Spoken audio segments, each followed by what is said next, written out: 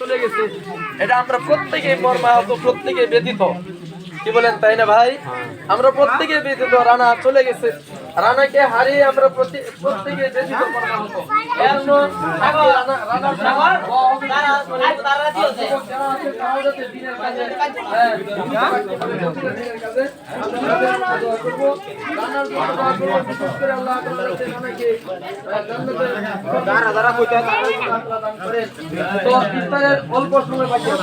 ভাই নিজেরা যদি প্রত্যেকে চুপ থাকি, পরিবেশটা অত্যন্ত সুন্দর হবে।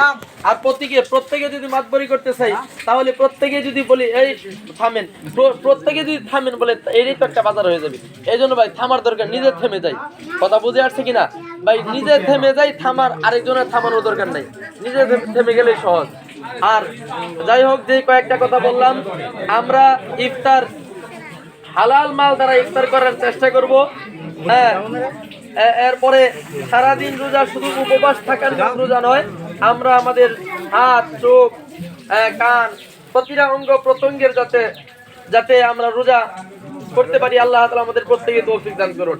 এখন আমাদের সম্মুখে আমাদের প্রাণপ্রিয় একজন নেতা, আমাদের অ্যাডভোকেট সাহেব জনাব মোহাম্মদ নজরুল ইসলাম ইসমাইল ভাই দু একটি কথা বলবেন, এরপরে দোয়া হবে ইনশাআল্লাহ। আছে 9 মিনিট। বিসমিল্লাহির রহমানির রহিম। আসসালামু আলাইকুম। সম্মানিত উপস্থিতি, আজকের এই ইফতার আয়োজন আমাদের যারা আয়োজন করেছে, আমাদের ছোট ভাই ভাইস্তা, এই বাড়ির সবাইকে অসংখ্য ধন্যবাদ। এত সুন্দর একটা আয়োজন যুবক সমাজের উদ্যোগে আয়োজন করা হয়েছে, এই কারণে আমি তাদের কাছে অসংখ্য কৃতজ্ঞ ও ধন্যবাদ জানাই। আগামীতে আরো ভবিষ্যতে আরো ভালো ভালো এরকম উদ্যোগ, ইফতার আয়োজন ছাড়াও আরো সামাজিক বিভিন্ন